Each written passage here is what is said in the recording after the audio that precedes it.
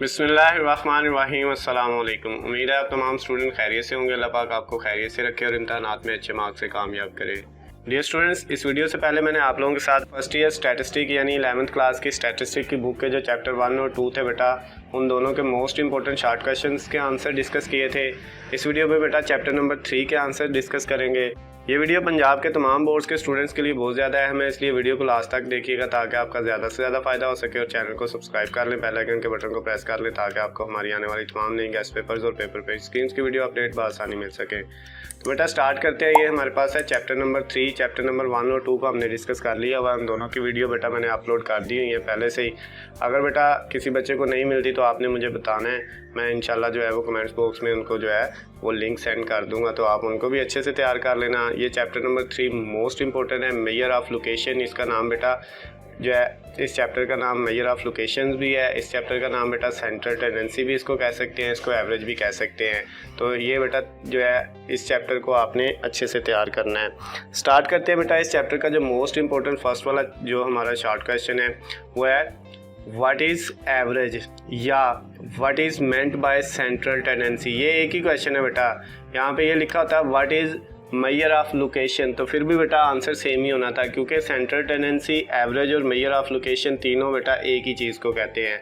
तो क्या डेफिनेशन है इसकी? Average is a single value which represent the whole data.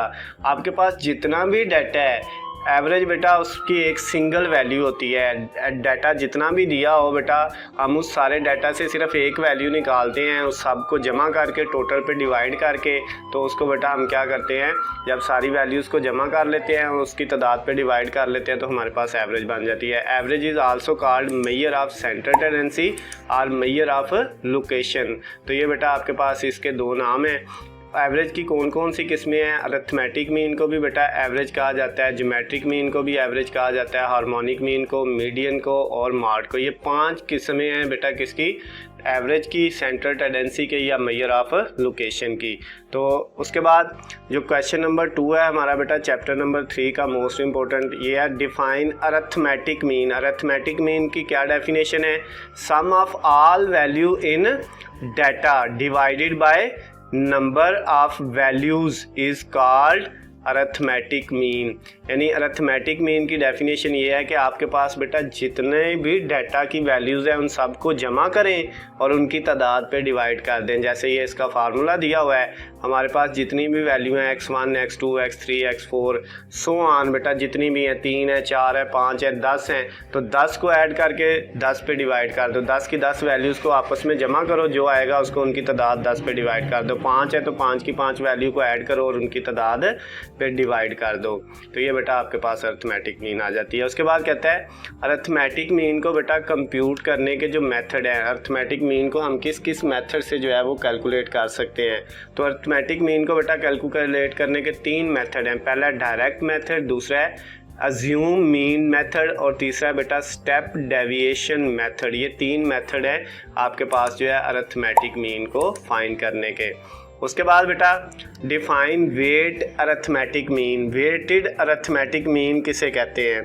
कहते हैं some time all the observation are not of equal importance. To show the importance of every observation we assign to it a value called weight।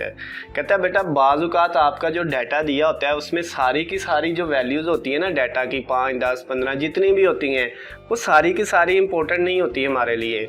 तो अगर हमने सबको importance देनी है तो हमें क्या करना पड़ेगा? हर वैल्यू को कुछ ना कुछ वेट उसका देना पड़ेगा, कुछ नंबर असाइन करेंगे जिसे हम वेट कहेंगे। क्या बच्चे?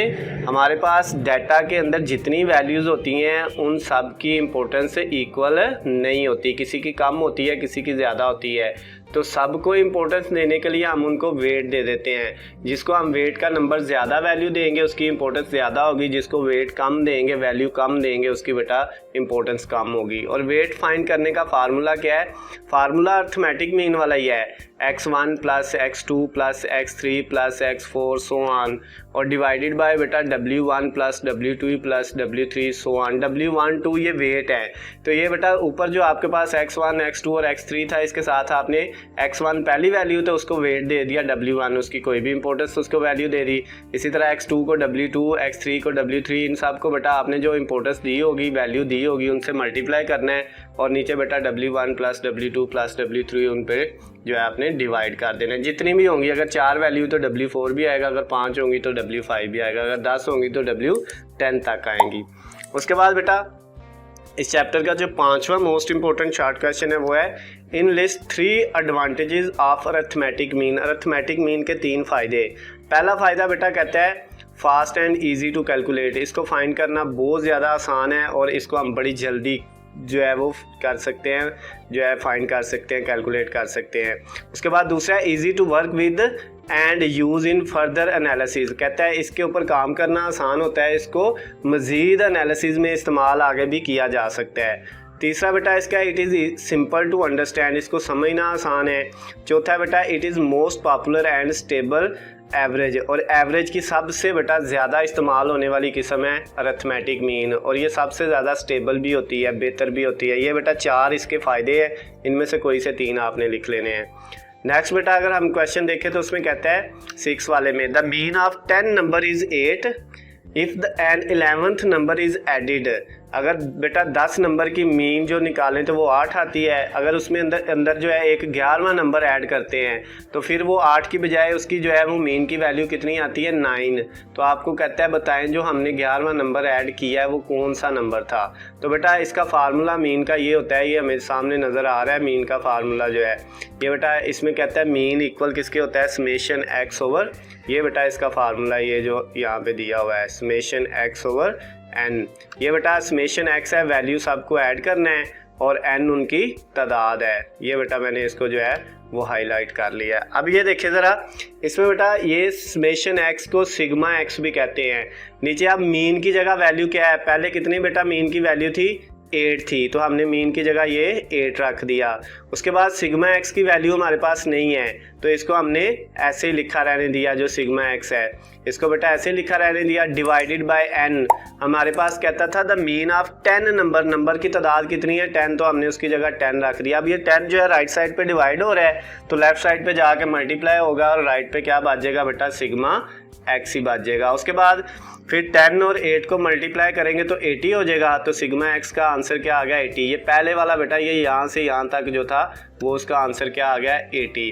उसके बाद हमने एक नंबर ऐड किया। अब नंबर ऐड करने से जो बेटा हमारे पास मीन बना है, पहले 8 था तो दूसरे में कितना कहता है 9 बन गया, तो हमने अब 8 की जगह क्या रख दिया उसी फार्मूले में, ये ऊपर वाले फार्मूले में बेटा आपने मीन की जगह 9 रख दिया। अब क्योंकि वैल्यू 10 नहीं है, अब एक ऐड करने से वैल्यू 11 मान चुकी है, तो यहाँ पे हमने उसी फार्मूले में n की जगह पे 11 लिख दिया। राइट साइड पे बेटा 11 जो है वो डिवाइड हो रहा है, तो जब हम इसको लेफ्ट साइड पे लेके जाएंगे तो ये क्या हो जाएगा 11 जो है जाके 9 से मल्टीप्लाई हो जाएगा, तो ये 99 बन जाएगा।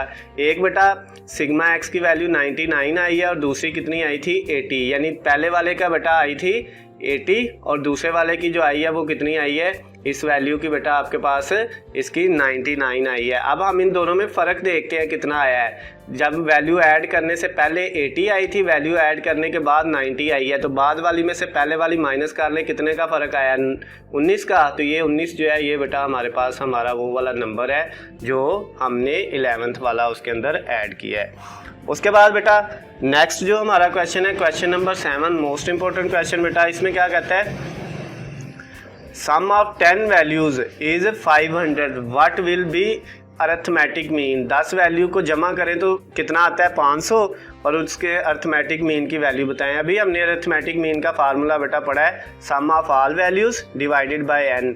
तो इसका आंसर तो पहले दिया हुआ है क्या, the arithmetic mean of above data is 50 इसका आंसर आना है। कैसे बेटा, फार्मूला था अरिथमेटिक मीन का sum of all values divided by n। Sum of all values सबको जमा करके कितना है उसने ऊपर बताया हुआ है वो 500 है, और टोटल वैल्यूज बेटा कितनी है हमारे पास, टोटल वैल्यू है 10, यहाँ पे 5 लिखा हुआ है। आपने टोटल वैल्यूज जो है वो जो है 10 है, तो जब आप 500 को 10 पे डिवाइड करोगे तो हमारा आंसर कितना आ जाएगा 50 आ जाएगा। तो इस 5 की जगह बेटा आपने क्या लिखना है, इस 5 की जगह आपने 10 लिख लेना है। उसके बाद नेक्स्ट क्वेश्चन है write down the formulas for different averages. अब एवरेज के बेटा हमने पढ़ा था एवरेज में मीन होता है जिसमें अरिथमेटिक मीन, ज्योमेट्रिक मीन और हार्मोनिक मीन होते हैं, उसके अलावा मीडियन और मॉड होता है। तो ये बेटा उसके जो है वो सारे फार्मूले दिए हुए हैं। ये मीन का फार्मूला है सामने दिया हुआ ये बेटा। उसके बाद ये मीडियन का है ऑड नंबर के लिए, ये मीडियन का इवन नंबर के लिए, और ये बेटा हमारे पास जो है ये मॉड का फार्मूला दिया हुआ है। तो ये आपने सारे फार्मूले कर लेने हैं। उसके बाद जो है चैप्टर नंबर 3 का जो क्वेश्चन नंबर 9 है बेटा, मोस्ट इंपॉर्टेंट क्वेश्चन क्या है, ज्योमेट्रिक मीन का आपने डेफिनेशन और उसका फार्मूला लिखना है। ज्योमेट्रिक मीन की बेटा डेफिनेशन क्या है, the nth root of the product of n positive value is called geometric mean. यानी आपने जितनी आपके पास वैल्यूज़ दी हुई हैं वो सारी एक तो पॉजिटिव होनी चाहिए। n बेटा n पॉजिटिव वैल्यू का मतलब है n 2 भी हो सकती हैं, 3 भी, 4 भी, 5 भी, 6 भी। जितनी पॉजिटिव वैल्यू आपके पास दी होंगी उन सब का आपने क्या ले लेना है, nth रूट ले लेना है। nth रूट का मतलब बेटा अब आपके पास क्या है, यानी ज्योमेट्रिक मीन आपने लेना है। अगर 3 वैल्यू है तो तीनों को मल्टीप्लाई करना है, अगर 2 वैल्यू है 2 को करना है, अगर 4 हैं 4 को करना है, और ऊपर उनके आपने nth रूट ले लेना है। यानी ये 1 ओवर यहाँ पे 2 लिखा हुआ है बेटा, यहाँ पे आपने 1 ओवर जो है वो n लिखना है। अगर 2 वैल्यू होंगी तो 1 ओवर 2 आएगा, अगर 3 वैल्यू होंगी तो 1 ओवर 3 आएगा। यानी इनकी सबको मल्टीप्लाई करके और उनकी पावर ले लेनी है 1 ओवर n। 1 ओवर n का मतलब है n जितना है उतनी वैल्यू ले लेनी है आपने उसकी पावर में।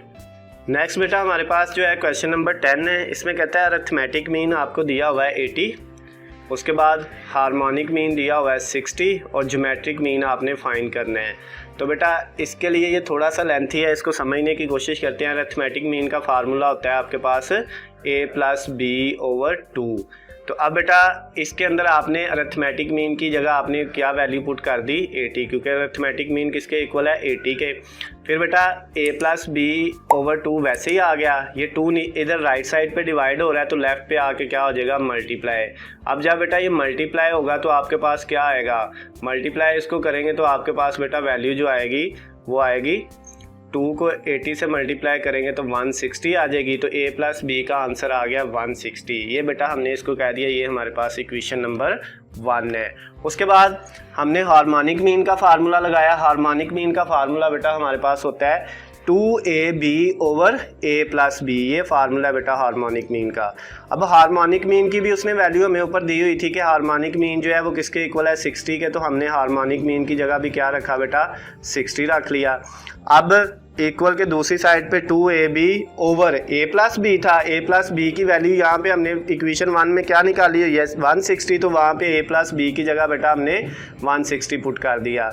नेक्स्ट 60 ऐसे ही आ गया इक्वल ये जो 2ab/160 था, 2 को 160 से कट किया तो ये बेटा आपके पास कट होके ab/80 आ गया, क्योंकि 2 को 160 से कट करेंगे तो 80 आ जाएगा। 80 इधर डिवाइड हो रहा है राइट साइड पे, तो लेफ्ट साइड पे जाके 60 के साथ क्या हो गया, मल्टीप्लाई हो गया। जब 60 को 80 से मल्टीप्लाई किया तो ये बेटा 4800 आ गया। तो ये AB की वैल्यू आ गई, इसको हमने कह दिया ये हमारे पास इक्वेशन नंबर 2 है।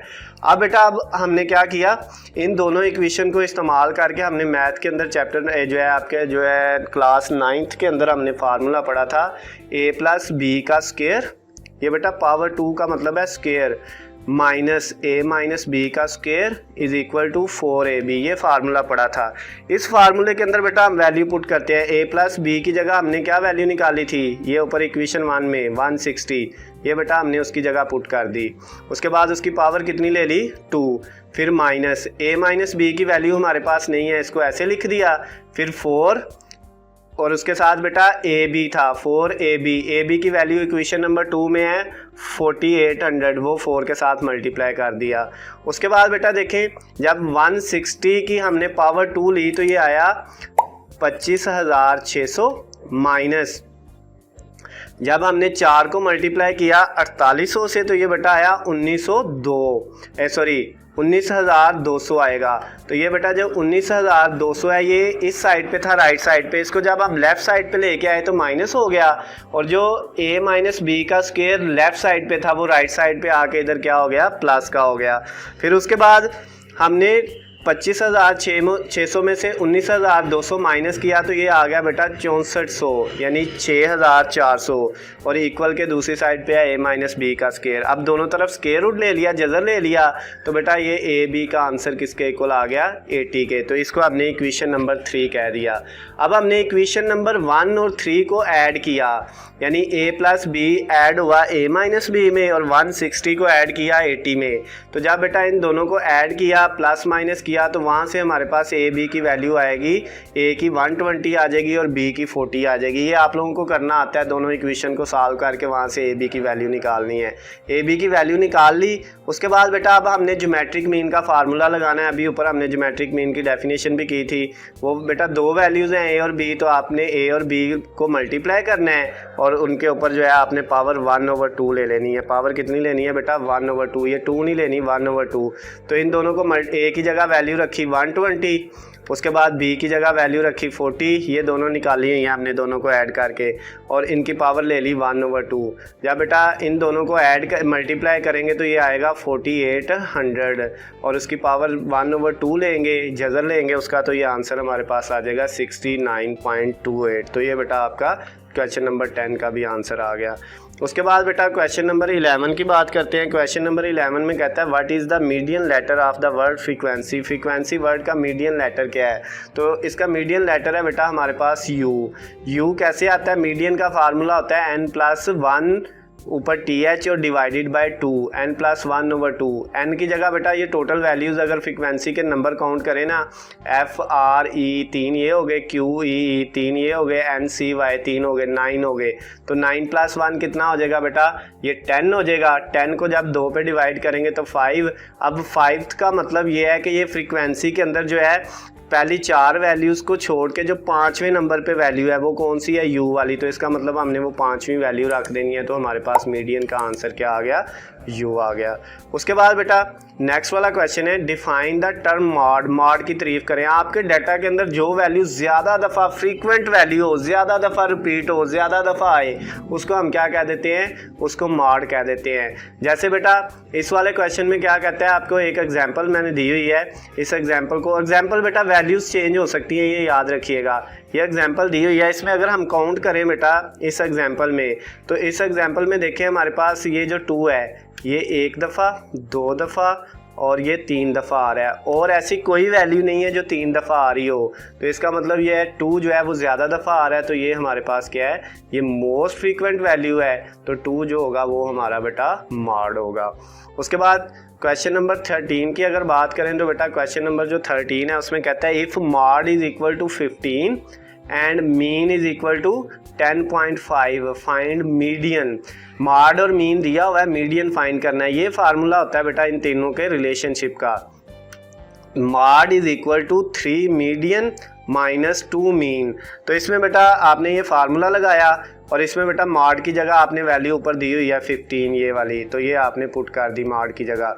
उसके बाद 3 मीडियन हमने फाइंड करना है, ऐसे लिखा -2 और इसके साथ मीन था, तो मीन की जगह ये है 10.5, वो हमने यहाँ पे वैल्यू पुट कर दी। उसके बाद 15 ऐसे ही आ गया इक्वल 3 मीडियन भी ऐसे आ गया। 2 को जब मल्टीप्लाई किया हमने 10.5 से तो हमारे पास 21 आ गया। ये 21 बेटा राइट साइड पे माइनस क्या है तो लेफ्ट साइड पे जाके ये 15 के अंदर क्या हो गया? ऐड हो गया और 3 मीडियन राइट पे ऐसे ही रहा। फिर बेटा आपके पास 21 के अंदर जब हमने ऐड किया 15 तो ये 36 आया। इस साइड पे 3 मीडियन है, मीडियन के साथ 3 मल्टीप्लाई हो रहा है, दूसरी साइड पे जाके 36 के नीचे डिवाइड हो गया। जब 36 और इधर बच गया राइट साइड पे मीडियन। जब 36 को हमने 3 पे डिवाइड किया तो मीडियन का आंसर आ गया बेटा 12। उसके बाद जो क्वेश्चन नंबर 14 है 14वां क्वेश्चन, ये बेटा सेम क्वेश्चन है। इसमें भी आपको जो है वो कहता है मीन जो है उसकी वैल्यू कितनी दी हुई है 120 और जो मॉड है बेटा मीडियन है उसकी वैल्यू कितनी दी हुई है 110। मॉड और मीन और मीडियन की वैल्यू दी हुई है और हमने फाइंड क्या करना है? मॉड की वैल्यू फाइंड करनी है। वही ऊपर वाले क्वेश्चन वाला formula, mode is equal to 3 median -2 mean. अब मॉड बेटा हमने फाइंड करना है, 3 मीडियन की वैल्यू जो थी वो हमने उसकी जगह पुट कर दी और मॉड की वैल्यू 120, मीन की वैल्यू 120 थी वे भी पुट कर दी, मीडियन की भी पुट कर दी और मीन की भी। अब बेटा 3 को जब हम 110 से मल्टीप्लाई करेंगे 330 आएगा और 2 को जब 120 से मल्टीप्लाई करेंगे तो 240 आएगा। 330 में से 240 माइनस करेंगे तो हमारे पास मॉड का आंसर आ जाएगा 90। ये बेटा आपके पास जो है चैप्टर नंबर जो 3 था। इसके अलावा 2-3 क्वेश्चन और भी थे जो मैंने आप लोगों के साथ डिस्कस किए हुए थे बेटा। उनके जो क्वेश्चंस हैं वो पहले ही मेरे चैनल के ऊपर अपलोड किए हुए हैं वीडियोस जो है बेटा, उन क्वेश्चंस की वो मैंने पहले से ही करवाए हुए हैं। अगर आप उनकी जो है ना प्लेलिस्ट चैप्टर नंबर 3 की प्लेलिस्ट में जाएंगे ना तो वहाँ पे आपको बेटा वो क्वेश्चन पहले से ही मिल जाएंगे, सॉल्व शुदा है। बाकी जो क्वेश्चन थे बेटा वो मैंने आप लोगों के साथ डिस्कस कर लिए हैं। तो अगर ये वीडियो पसंद आई हो तो इसको ज़्यादा से ज़्यादा लाइक करना है, चैनल को सब्सक्राइब कर लेना है और जितने दोस्तों के साथ हो सके इसको शेयर करना है ताकि उनका भी फ़ायदा हो जाए। और बेटा नेक्स्ट जो वीडियो होगी उसमें इंशाल्लाह चैप्टर नंबर 4 को डिस्कस करेंगे। अल्लाह हाफिज़, खुश रहे।